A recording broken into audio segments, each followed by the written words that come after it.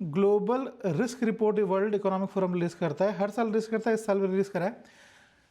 पर हर साल की तरह इस बार जो मेजर रिस्क है वो चेंज हो गया है। हर साल अगर आप देखोगे तो एनवायरनमेंट से बड़ा रिस्क हुआ करता था, इस बार वॉर है। और वॉर भी ऐसा नहीं आर्म कॉन्फ्लिक्ट नहीं है, इस बार जियो इकोनॉमिक कॉन्फ्लिक्ट सबसे बड़ा रिस्क है। ठीक है, इमीडिएट रिस्क में उन्होंने बोला है कि जियो इकोनॉमिक कॉन्फ्रंटेशन, मतलब लड़ाई हो रही है ट्रेड टैरिफ के ऊपर, ट्रेड वॉर हो रहे हैं। मतलब आपने देखा हुआ चाइना ने मिनरल्स देने से मना कर दिया यूएस को, यूएस और चाइना का फिर एक सिलिका पैक्ट हुआ, चाइना टैरिफ, यूएस टैरिफ पर टैरिफ लगा रहा है। तो अभी क्या सबसे बड़ी परेशानी चल रही है, इकोनॉमिक कॉन्फ्रंटेशन, ये बहुत बड़ी परेशानी चल रही है। अब दूसरा लॉन्ग टर्म जो रिस्क है जो ये रिपोर्ट बता रही है वो है एनवायरमेंट, वेदर के रिगार्डिंग, वेदर इवेंट के रिगार्डिंग, पर वो अभी सेकंड नंबर पे है, मतलब लॉन्ग टर्म में देखा जाए तो। पर शॉर्ट टर्म से बड़ा कौन सा है, जियो इकोनॉमिक कन्फ्रंटेशन। ठीक है, और सब हर बार पहले आर्म कॉन्फ्लिक्ट हुआ करता था, इस बार क्या है, इकोनॉमिक वॉर है। ठीक है, अच्छा की फाइंडिंग क्या है, की फाइंडिंग ये है कि वेपनाइजेशन ऑफ ट्रेड हो रहा है। वेपनाइजेशन ऑफ ट्रेड, इसको याद करिएगा, आप यूपीएससी मेंस में इस टर्म को यूज कर सकते हैं, वेपनाइजेशन ऑफ ट्रेड। क्वेश्चन भी आ सकता है इसके ऊपर, वेपनाइजेशन ऑफ ट्रेड क्या होता है। यूएस अपनी डिप्लोमेसी, ईरान को काउंटर करने के लिए, चाइना को काउंटर करने के लिए अपना ट्रेड वॉर, ट्रेड पावर को यूज कर रहा है, टैरिफ को यूज कर रहा है, वेपनाइजेशन ऑफ ट्रेड। चाइना को कंट्रोल करना है यूएस को, है ना, चाइना, यूएस चाइना पे टैरिफ लगा रहा था, तो चाइना को कंट्रोल करना था यूएस को। तो यूएस ने बोला, यूएस के पास 90% कंट्रोल है रेयर अर्थ मिनरल का, तो चाइना ने यूएस को बोला कि अब हमारे यहाँ पे बहुत रेयर अर्थ मिनरल यूज़ हो रहे हैं, हम आपको एक्सपोर्ट नहीं कर पाएंगे, जिसकी वजह से यूएस परेशान हो गया। सोलर सेल, डिफेंस में सब जगह रेयर अर्थ मिनरल लगने वाले हैं, तो यूएस परेशान हो गया। तो ये है ट्रेड, वेपनाइजेशन ऑफ ट्रेड। फिर दूसरी बात है एआई बॉम्ब। एआई के रिगार्डिंग बहुत बातें होती हैं, इस रिपोर्ट ने भी एआई के बारे में बात करी। ये रिपोर्ट बोलता है कि एआई रिस्क हो सकता है, ठीक है, बट अभी रिस्क नहीं है। एआई अभी 30th नंबर पे है रिस्क में, पर आने वाले 5 से 10 सालों में 5th नंबर पे आ सकता है रिस्क में। ठीक है, ये वाली बात बोले। उन्होंने बोला एनवायरनमेंट का नंबर कम हो गया है, हर बार एनवायरनमेंट पहले में होता है, दूसरे में होता था, पर एनवायरनमेंट डिप हो गया, मतलब उसकी रैंक अब कम हो गई है। उसका कारण ये नहीं कि एनवायरनमेंट अच्छा हो गया या पॉजिटिव चेंज हो गया एनवायरनमेंट में। एनवायरनमेंट कम इसलिए हुआ है क्योंकि ग्लोबल जो लीडर है उनका अब एनवायरनमेंट में ध्यान नहीं है, वो लोग सारे के सारे ट्रेड वॉर पे लगे हुए हैं। अभी वर्ल्ड पूरा ट्रेड वॉर पे कंसंट्रेट है, एनवायरनमेंट के बारे में ज़्यादा बात नहीं हो रही है। ठीक है, अब इससे इंडिया का सीख सकता है। इंडिया के लिए खतरा ये है कि इंडिया अब यूपीआई कर रहा है, मतलब इतना सारा डिजिटल पेमेंट हो रहा है, और कॉन्फ्लिक्ट भी, एनवायरनमेंट कॉन्फ्लिक्ट से बड़ा इशू है, तो हमें साइबर सिक्योरिटी पे ध्यान देना चाहिए। यूएस एक्सपोर्ट टैरिफ लगा रहा है, उस पर हमें ध्यान देना चाहिए। एआई की रिगार्डिंग हमारे लिए एक बहुत बड़ी टेंशन हो सकती है, क्योंकि हमारा जो जॉब मार्केट है वो अभी ग्रो हो रहा है। मतलब हमारे यहाँ पे बहुत सारे, कल भी हमने देखा था न्यूज़ में कि जो जॉब्स हैं, जो हमारे देश के यूथ है, 40 मिलियन जो पॉपुलेशन में देखी थी, जो अभी कॉलेज में है, उनको अगर जॉब चाहिए तो उनको पहले जो छोटे सेक्टर, मतलब लो स्किल्ड जॉब ज़्यादा लोग चाहते हैं, पर एआई की वजह से जो लो स्किल्ड जॉब वाली जो चीज़ है वो चली जाएगी, वो एआई ले लेगा, जिसकी वजह से हमारे पास डेमोग्राफिक डिविडेंड की वजह से डेमोग्राफिक डिजास्टर होने की टेंशन बढ़ सकती है। ये तीसरी चीज़ है। वाटर प्रॉब्लम, वाटर रिस्क, फिर आखिरी एनवायरमेंट रिस्क अलग है, तो एनवायरमेंट रिस्क यहाँ पे भी अलग है। अब एडवाइस क्या करा है वर्ल्ड इकोनॉमिक फोरम ने? वर्ल्ड इकोनॉमिक फोरम ने पहले तो ये बोला कि भाई ऐसा मत करो, वेपनाइजेशन ऑफ ट्रेड मत करो, पर फिर जो इंपॉर्टेंट बात ये बोली कि build global AI rules, AI के रिगार्डिंग एक ग्लोबल रूल्स बनाओ जिसके अकॉर्डिंग पूरा वर्ल्ड रहेगा, एक एआई रूल बनना चाहिए।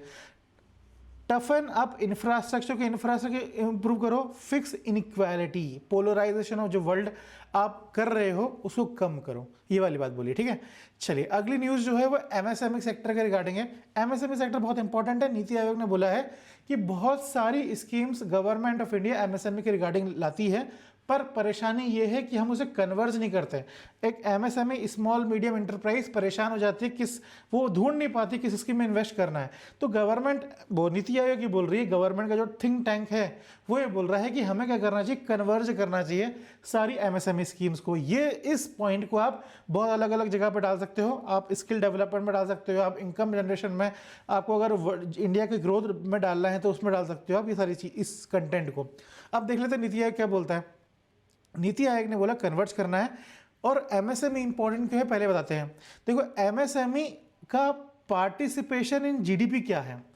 30% जो जीडीपी है हमारा वो एमएसएमई से आता है, और ये 22-23 का डेटा है। 17-18 में कितना था? 29%, 30%। अच्छा, एक क्वेश्चन अगर ये आ जाए कि एमएसएमई का रोल इन जीडीपी, अगर ये क्वेश्चन आ जाए क्या है, हमेशा 5 साल से बढ़ रहा है कि 5 साल से कंटिन्यू कम हो रहा है, अगर ये क्वेश्चन आ जाए तो आप देखिए 2020-21 में कम हो गया था, फिर 29-30, 20 से लगभग बढ़ ही रहा है, पहले 27, 29, फिर 30, मतलब 3 सालों से बढ़ रहा है, 3 फाइनेंशियल ईयर से बढ़ रहा है। मगर 5 साल अगर क्वेश्चन आ जाए तो गलत हो जाएगा वो, ठीक है। तो पहला डेटा क्या याद रखना है आपको, एमएसएमई का रोल इन आवर जीडीपी कितना है? 30%, अप्रॉक्सीमेटली 30%।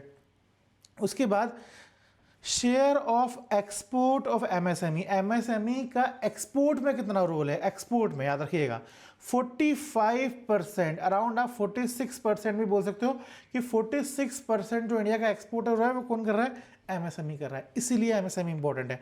तीसरी चीज देखो आप, तीसरी एम्प्लॉयमेंट देखो आप एम्प्लॉयमेंट 125 करोड़ में 28 करोड़ पॉपुलेशन को ये लोग एम्प्लॉयमेंट दे रहे हैं, ज़्यादा एम्प्लॉयमेंट है।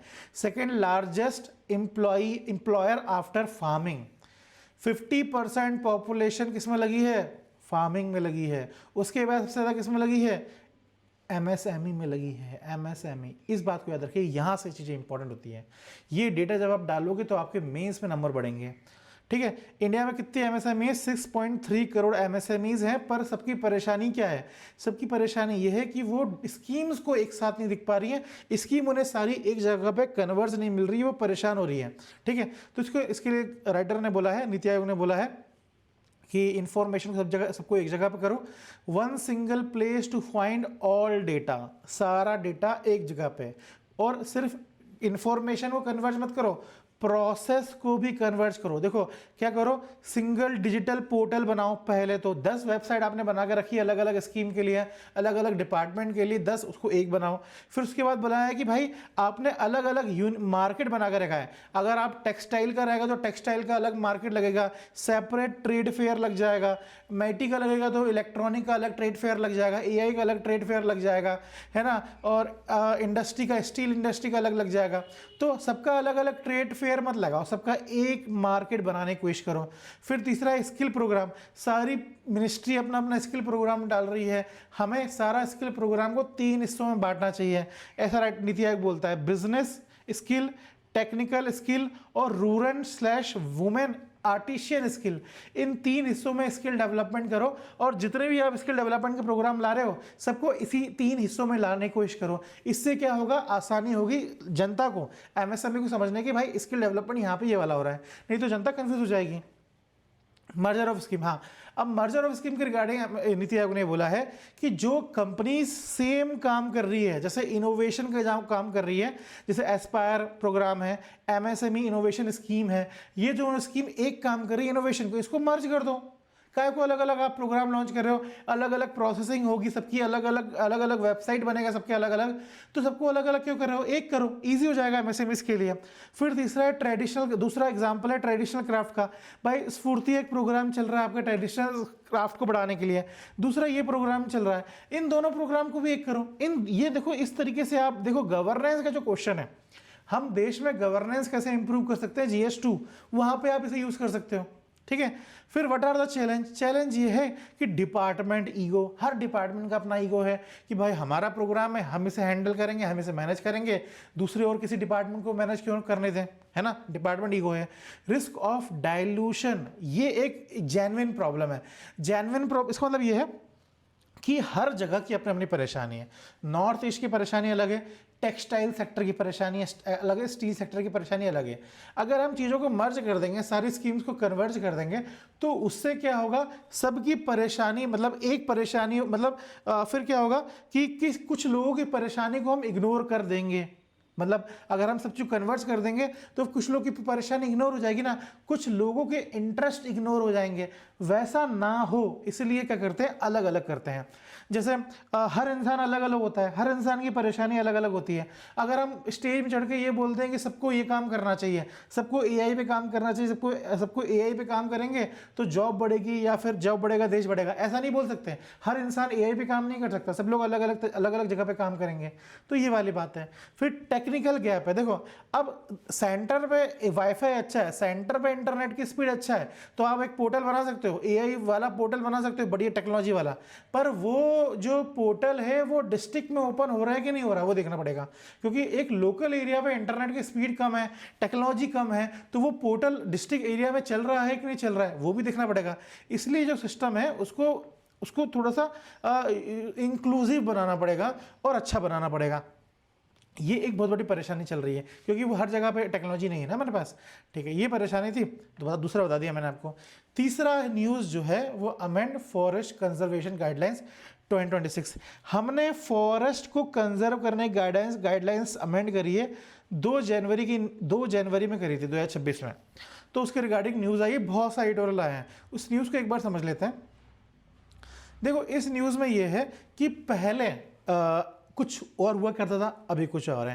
पहले क्या हुआ करता था कि अगर प्लांट ट्री करना है, मतलब अगर कोई भी प्राइवेट कंपनी या फिर एनजीओ, प्राइवेट कंपनी और एनजीओ जंगल में, फॉरेस्ट एरिया में ट्री प्लांट नहीं कर सकते हैं। अगर वो ट्री प्लांट कर रहे हैं तो उसे नॉन फॉरेस्ट यूज कहते थे, नॉन फॉरेस्ट यूज। ठीक है, ये कहते थे। इस तरीके से उन पे बहुत सारे सैंक्शन लगा दिए जाते थे, उनसे टैक्स फीस लिया जाता था बहुत सारी, फिर कंपनसेटरी अफॉरेस्टेशन भी कराया जाता था। मतलब कोई भी एक्टिविटी बाय प्राइवेट कंपनी और एनजीओ, कोई भी एनजीओ और प्राइवेट कंपनी कोई भी एक्टिविटी करता था फॉरेस्ट एरिया में, तो उसके लिए उन कंपनीज को टैक्स देना पड़ता था। और कंपनसेटरी फॉरेस्ट मतलब जितना आपने पेड़ उगाए हैं उसके बदले कहीं और भी, मतलब जितना आपने पेड़ तोड़े हैं उतना आपको कहीं और भी पेड़ लगाने पड़ेंगे, ये सब चीज़ें लगती थी उन पर। पर अगर वो प्लांटेशन करें, मतलब ये तो हो गया नेगेटिव। अगर प्राइवेट कंपनी अगर नेगेटिव काम करे तो भी ये लगेगा। अगर प्राइवेट कंपनी अगर जाके फॉरेस्ट एरिया में अगर पेड़ भी लगाए तो भी उन्हें फीस देनी पड़ेगी और तो भी उन्हें कंपेंसेटरी फॉरेस्टेशन देना पड़ेगा। तो ये दोनों परेशानी आ रही थी। मतलब एक तो जेन्युइन थी कि भाई अगर प्राइवेट कंपनी अगर जंगल को बर्बाद करे तो उनमें टैक्स लगना चाहिए, कंपेंसेटरी फॉरेस्टेशन लगना चाहिए।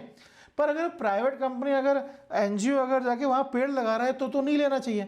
तो गवर्नमेंट ने वही बोला है, गवर्नमेंट ने बोला है कि अब से जो प्राइवेट कंपनी और एनजीओ अगर पेड़ लगाएंगे वहाँ पे जाके तो उसे फॉरेस्ट्री एक्टिविटी कहा जाएगा। फॉरेस्ट्री, नॉन फॉरेस्ट यूज नहीं कहा जाएगा।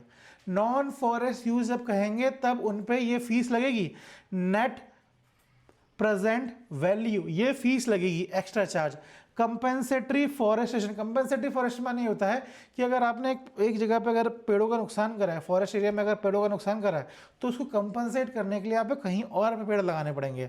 तो जब अब ये चेंज ये करा है कि कौन सा एक्ट था हमारा, इसको याद रखिएगा, compensatory amendment forest conservation guidelines. इसमें ये करा है कि उनकी जो एक्टिविटी है, प्राइवेट कंपनी और एनजीओ की जो एक्टिविटी है उसे अब फॉरेस्ट एक्टिविटी कहा जा रहा है। ठीक है, ये वाली बात याद रखिएगा। अब इसकी वजह से उन्हें कोई टैक्स देना नहीं पड़ रहा, कोई एक्स्ट्रा फीस नहीं देनी पड़ रही। उस एक्स्ट्रा फीस का नाम क्या है, नेट प्रेजेंट वैल्यू नहीं देनी पड़ रही और कंपनसेटरी अफॉरेस्टेशन नहीं करना पड़ रहा। ये वाली चीज अच्छी हुई है। अब गवर्नमेंट ने ऐसा करा क्यों, इसके नुकसान क्या होंगे, वो बहुत सारे जगह पे आए हुए हैं न्यूज़। इससे गवर्नमेंट ने ऐसा इसलिए करा क्योंकि 33% जो India want 33% of its land to be covered by trees. India चाहता है कि 33% एरिया क्या हो, कवर बाय ट्रीज। पर ये ऐसा इंडिया कर नहीं पा रहा है। इंडिया का बहुत सारा जो लैंड है, जमीन है, वहां पे कोई पेड़ नहीं है, वहां पे बस झाड़ियां हैं, कचरा फैल रहा है, ये हो रहा है। इस गोल को अचीव करने के लिए इंडिया को बहुत सारा पैसा चाहिए। गवर्नमेंट ऑफ इंडिया को अगर करना है तो बहुत सारा पैसा चाहिए, पर गवर्नमेंट ऑफ इंडिया के पास इतना पैसा नहीं है खर्च करने के लिए वहां पे। तो इसीलिए उन्होंने क्या लिया, प्राइवेट कंपनी की हेल्प ली है। और तीसरी परेशानी ये है कि पेपर इंपोर्ट, हम क्या कर रहे हैं, पेपर को इंपोर्ट कर रहे हैं दूसरे देश से। पेपर उससे बनता है ना, लकड़ी से बनता है, तो हम पेपर को इंपोर्ट कर रहे हैं, ना कि अपने यहाँ की लकड़ी तोड़ रहे हैं, है ना, पेड़ तोड़ रहे हैं, वो करने से इंपोर्ट कर रहे हैं। अगर 33% एरिया में अगर ट्री लगेगा और भी अगर हमने ट्री लगा दिया तो हमें इंपोर्ट करने की जरूरत नहीं पड़ेगी, हमारा जो फॉरेस्ट करेंसी है वो बच जाएगा। ठीक है, अब इससे रिस्क क्या है जो राइटर्स कह रहे हैं, रिस्क ये है कि भाई मोनोकल्चर बढ़ेगा। मोनोकल्चर मतलब ये है कि अगर प्राइवेट कंपनी आएगी तो अपना फ़ायदा देखेगी, वो क्या करेगी, एक पर्टिकुलर टाइप का वहाँ पे पेड़ लगाएगी जंगलों में, जैसे टीक। इससे क्या होगा, जिसकी सेल वैल्यू अच्छी हो वाला फिर पेड़ लगाएगी जिससे उन्हें फायदा हो। ठीक है, मोनोकल्चर बढ़ेगा। दूसरा है लॉस ऑफ राइट्स खत्म हो रहे हैं। देखो अगर एक प्राइवेट कंपनी आएगी और बोलेगी हम इस एरिया में काम कर रहे हैं तो उस एरिया में कोई भी ट्राइबल कंपनी नहीं, ट्राइबल कंपनी को आने से मना कर देगी। ट्राइबल कंपनी बोल रहा हूं मैं, कोई भी ट्राइब्स वहां पे एंटर नहीं हो पाएगी, ठीक है। तीसरा है फेक फॉरेस्ट। फेक फॉरेस्ट मतलब ये है, एक होता है पेड़ लगाना, एक होता है इकोसिस्टम डेवलप करना।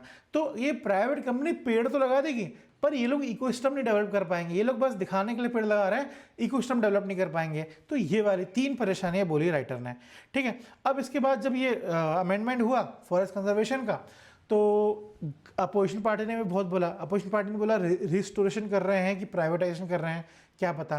पर गवर्नमेंट ये बोलती है कि भाई प्राइवेटाइजेशन नहीं कर रहे हैं, रिस्टोरेशन ही कर रहे हैं। ऐसा क्यों? क्योंकि कोई भी ओनरशिप हम चेंज नहीं कर रहे हैं, ओनरशिप अभी भी गवर्नमेंट के पास ही है, पहली चीज़। दूसरी चीज़ है कि हर बार जब भी प्राइवेट कंपनी को वहाँ पे काम करना है फॉरेस्ट एरिया में, तो वो ऐसा नहीं कि अपने मर्जी से वहाँ पे चले जाए, उन्हें गवर्नमेंट का अप्रूवल लेना पड़ेगा। तीसरा है वर्किंग प्लान।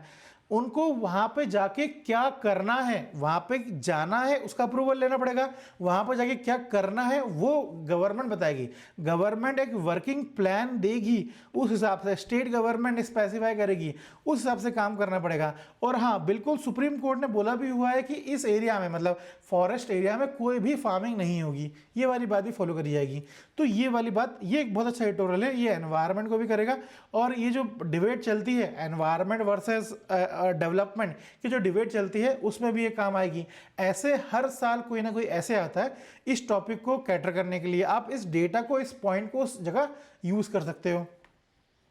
चलिए अगली चीज, अगली न्यूज है ब्लू फूड सिक्योरिटी के रिगार्डिंग। ग्लोबल समिट हुई है इजराइल में, global summit on blue food security. कहाँ पे हुई है? इजराइल में हुई है। किसने कराया? इजराइल ने कराया है। ये पहली बार हो रहा है? नहीं, ये दूसरी बार हो रहा है। इससे पहले भी करवाया उन्होंने, ये दूसरी बार हो रहा है। इंडिया ने इसमें पार्टिसिपेट करा है, बिल्कुल पार्टिसिपेट करा है। अब ब्लू फूड सिक्योरिटी होता क्या है? ब्लू फूड सिक्योरिटी मतलब ये होता है कि वो फूड जो हमारे पास ओशियन से आ रहे हैं वो ब्लू फूड है, ठीक है। अच्छा, ये कहाँ पे हो रहा है? ये इलियट नाम की जगह है इजराइल में, वहां पे हो रहा है। ये लोकेशन याद रखिएगा, ये इंपॉर्टेंट लोकेशन है, इलियट नाम की जगह, वहां हो रहा है, ठीक है। ये जगह हब है मेरीन टेक्नोलॉजी, रिन्यूएबल एनर्जी या फिर टूरिज्म, उसके रिगार्डिंग जो भी काम हो रहा है इजराइल में वो यहाँ पे हो रहा है, तो उसको याद रखिएगा, ठीक है। अब इससे यहाँ पे गवर्नमेंट ऑफ इंडिया गई है, क्यों गई है? ताकि एडवांस टेक्नोलॉजी मिल पाए हमें, ठीक है। किसके रिगार्डिंग? ब्लू फूड के रिगार्डिंग। अब ब्लू फूड माने क्या होता है? फिश हो गई, शेलफिश हो गई, सीवीड हो गई, इवन लार्ज एल्गी। सिर्फ नॉन वेज नहीं होता, वेज भी होता है, याद रखिएगा। और इजराइल के पास ही क्यों गए? इजराइल क्यों चाहिए? इजराइल डेजर्ट टेक्नोलॉजी का और वाटर टेक्नोलॉजी का बहुत बड़ा लीडर है, इसलिए हम उनके पास जाते हैं। और कौन कौन सी टेक्नोलॉजी है इजराइल के पास जो हम उससे इंपोर्ट कर सकते हैं और कर रहे हैं? पहली टेक्नोलॉजी है रिकरिंग एक्वाकल्चर सिस्टम। ये इस टेक्नोलॉजी से आप सिर्फ ब्लू फूड जनरेट नहीं करोगे, ब्लू फूड के अलावा आप यहाँ पे पानी का वेस्ट है ना वो भी कम करोगे। कैसे कम करता है? इसकी फोटो आपने देखी होगी कहीं ना कहीं, ये देखो, ऐसे ऐसे टब्स बना देते हैं, यहाँ पे फिशिंग करी जाती है, एल्गी जनरेशन करा जाता है। तो इससे क्या होता है? इसमें इसकी खास बात ये होती है कि यहाँ पे पानी का रीयूज होता है, कंट्रोल पानी का यूज होता है। पहले तो पानी कम लगता है और पानी का रीयूज होता है यहाँ पे, जिससे वाटर वेस्ट भी कम होता है, ब्लू फूड भी जनरेट हो जाएगा इस टेक्नोलॉजी से। दूसरा है बेबी फिश श्रिम्स अवेलेबल कराएगा हमें इजराइल।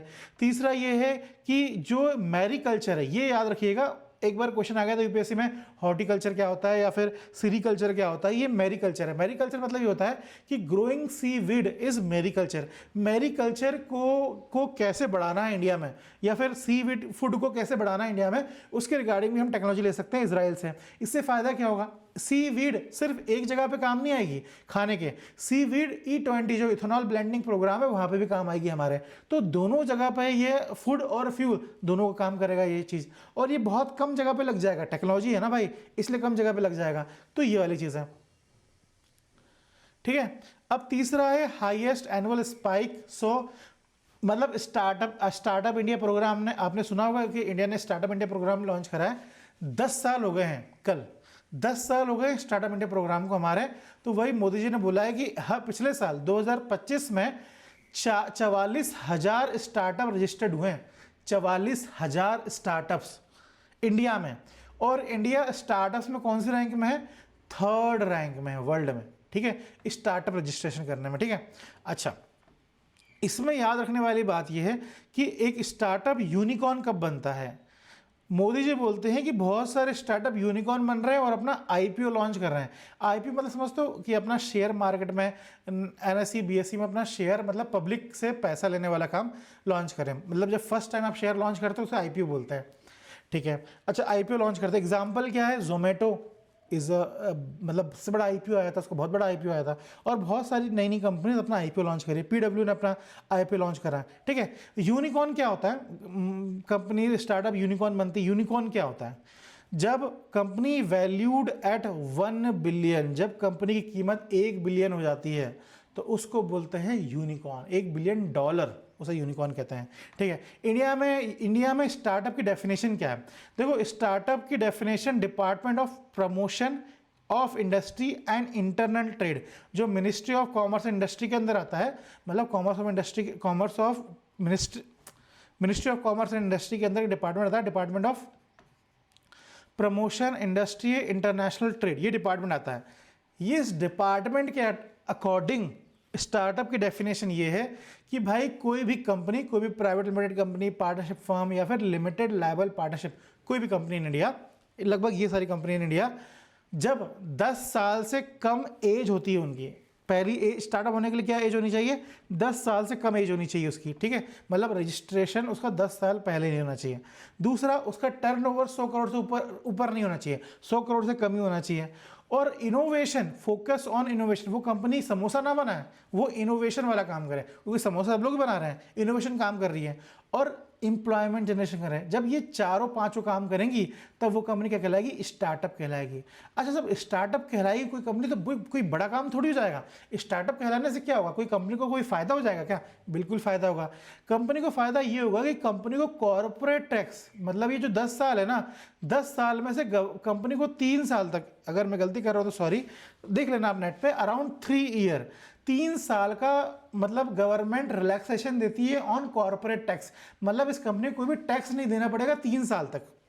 ये फायदा है जब आप स्टार्टअप कहलाते हो। तो स्टार्टअप कौन सी मिनिस्ट्री करती है, याद रखना, मिनिस्ट्री ऑफ कॉमर्स इंडस्ट्री।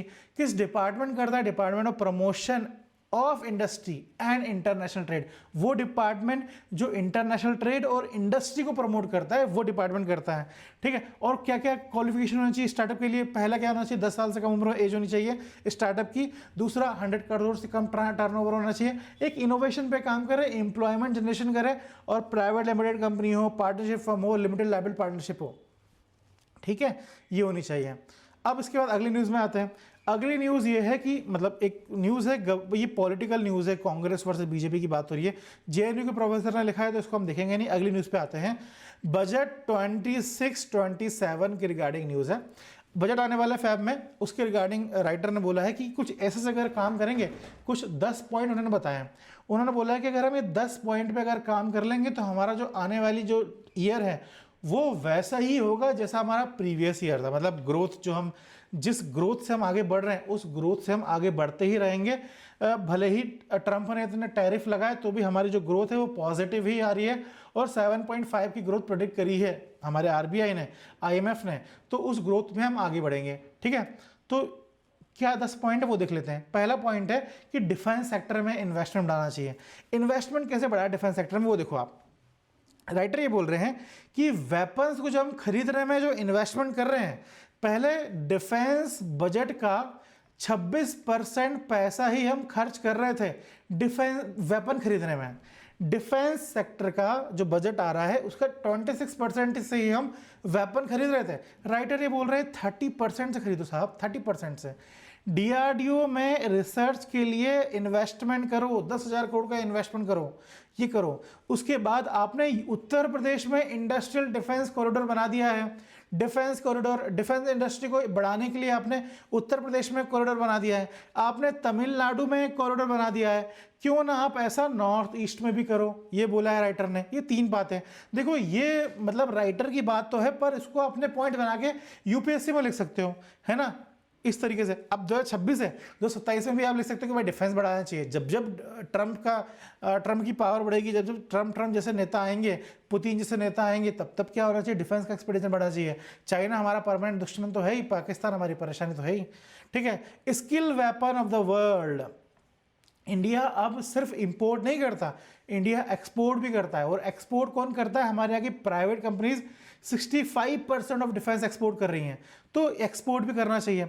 उसके बाद एक्सपोर्ट हम 50,000 करोड़ का एक्सपोर्ट कर रहे हैं। हम एक्सपोर्ट प्रमोशन काउंसिल बनानी चाहिए। हमारा गोल ये है कि 28-29 तक 50,000, मेरा एकदम ध्यान भटक गया था, लाइट चली गई है, 50,000 करोड़ का एक्सपेंडिचर वो एक्सपोर्ट करना चाहिए, बढ़ाना चाहिए। सॉरी, हमारा गोल है 28-29 तक 50,000 करोड़ का एक्सपोर्ट बढ़ाना है हमें, और उसके लिए हमें एक्सपोर्ट प्रमोशन काउंसिल बनानी चाहिए ताकि एक कुछ लोग हों जो हमारे एक्सपोर्ट को प्रमोट करें। फिर तीसरा है क्रिटिकल मिनरल। क्रिटिकल मिनरल ये है कि भाई क्रिटिकल मिनरल को हमने देख लिया ऐसे आइटल उसके ऊपर कि क्रिटिकल मिनरल हमारे लिए इंपॉर्टेंट है। राइटर ने बोला है कि बहुत सारे वेस्ट मटेरियल है, वेस्ट रिसाइकल होते हैं, उसमें से हमें क्रिटिकल मिनरल निकालने चाहिए, ये बोला राइटर ने। और ये अच्छा पॉइंट है। जब भी हम देखते हैं तो हम माइनिंग के बारे में देख लेते हैं या फिर इंपोर्ट करने के बारे में देख लेते हैं क्रिटिकल मिनरल के रिगार्डिंग, पर यहाँ पर राइटर ने बोला है कि हमें जो वेस्ट है हमारे, उसमें से भी क्रिटिकल मिनरल को एक्सट्रैक्ट करना चाहिए। मेकिंग एक्सपोर्ट को कॉम्पिटिटिव करो, डिमिशन ऑफ ड्यूटी। एक्सपोर्ट को कॉम्पिटिटिव कैसे करोगे? जो गवर्नमेंट रिमिशन अवेलेबल करा रही है, गवर्नमेंट जो एक्सपोर्ट करने में जो सपोर्ट कर रही है, उसको बढ़ाना चाहिए। Remission of duties and tax on export product, मतलब गवर्नमेंट क्या करती है, टैक्स में छूट देती है जो लोग एक्सपोर्ट करते हैं, उसको और बढ़ाना चाहिए। फिर तीसरा है clear rule for global tech hubs.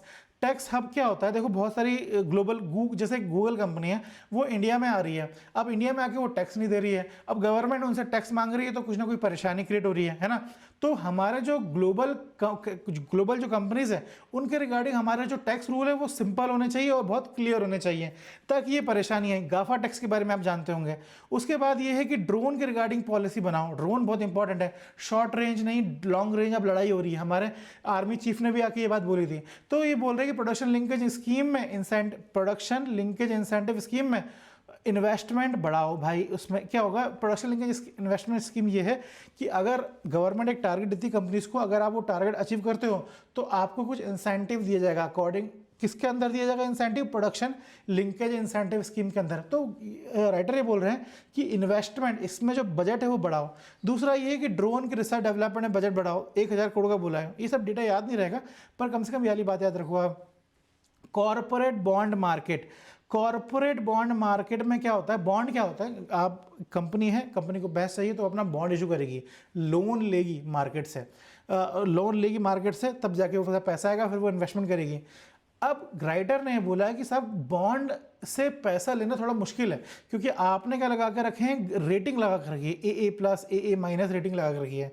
तो इसकी वजह से क्या हो रहा है? बॉन्ड इश्यू तो लोग कर लेते हैं, पर उन्हें आसानी से पैसे मिल नहीं पाते, इन्वेस्टमेंट नहीं मिल पाता है। तो क्यों ना आप ये जो सेफ्टी रेटिंग आप लगा के रखिए, इसके रूल थोड़ा कम करो, इसको थोड़ा सा लोअर करो रूल, ताकि कंपनीज को आराम से मिल जाए। उसके बाद क्लियरिंग द टैक्स डिस्प्यूट। जो टैक्स डिस्प्यूट्स हो रहे हैं, देखो अराउंड 5.4 लाख केसेस कोर्ट में अभी टैक्स के रिगार्डिंग परेशान हो रहे हैं। उसके बाद 18 लाख करोड़ रुपए टैक्स केसेस में फंसे हुए हैं। इनको सॉल्व करो। ये सॉल्व इसलिए नहीं हो रहे क्योंकि आपने commissioner of income tax appeal में आपने ऑफिसर की जो पोजीशन है वो एम्प्टी है। 40% लोग स्टाफ कम है, 40% स्टाफ कम है लोअर लेवल पे, commissioner of income tax level पे 40% स्टाफ कम है। आप वहां पे स्टाफ को फुलफिल करो, है ना। फिर उसके बाद अगला ये है कि AEO, ऑथोराइज इकोनॉमिक ऑपरेटर, ये ग्रीन कार्ड है। ग्रीन कार्ड ये है कि किसी इंसान को अगर एक्सपोर्ट करना है तो एक्सपोर्ट करने का एक सिंपल तरीका ये है कि मतलब एक तो ये होता है कि हर जो कस्टम डिपार्टमेंट होता है वो हर बॉक्स को जाके चेक करे कि भाई ये भी ये बॉक्स है, ये भी बॉक्स है, सारे बॉक्स एज पर रूल चल रहे हैं, ये देखना है। एक तो ये हो गया। दूसरा ये है कि अगर आपके पास ये कार्ड है, AEO कार्ड है अगर आपके पास, तो एक ट्रस्ट इशू जनरेट हो जाता है। अब इसकी वजह से क्या होता है कि बार बार जाके हमें देखना नहीं पड़ेगा। जो कस्टम डिपार्टमेंट है वो हर डब्बे खोल के नहीं देखेगा, आप पे एक ट्रस्ट करा जाएगा कि भाई ये इंसान बहुत सालों से ट्रेड कर रहा है, तो आगे भी अच्छे से ट्रेड करेगा ये। तो इसकी वजह से अब ये कार्ड जल्दी स्टार्टअप्स को भी अवेलेबल कराने चाहिए ताकि एक्सपोर्ट इजी हो जाए। ठीक है। आप आखिरी चीज 10वां पॉइंट ये है कि जो आप रॉ मटेरियल में टैक्स ले रहे हो वो कम लो, और जो आप फिनिश प्रोडक्ट में जो टैक्स ले रहे हो या फिर एक्सपोर्ट करने में या इंपोर्ट करने में जो टैक्स ले रहे हो वो ज़्यादा लो। और इंपोर्ट करने में सॉरी रॉ मटेरियल को इंपोर्ट करने में टैक्स जो आप ले रहे हो उसे कम करो, और फिनिश प्रोडक्ट को जो इंपोर्ट करने में जो टैक्स ले रहे हो उसे ज़्यादा करो, ठीक है, ताकि रॉ मटेरियल आएगा तो हम ज़्यादा ग्रो कर पाएंगे। तो ये वाली बात बोली राइटर ने। ठीक है, आज के लिए इतने ट्यूटोरियल है, कल हम और ही पढ़ेंगे। Please like comment subscribe our channel. Thank you, have a nice day.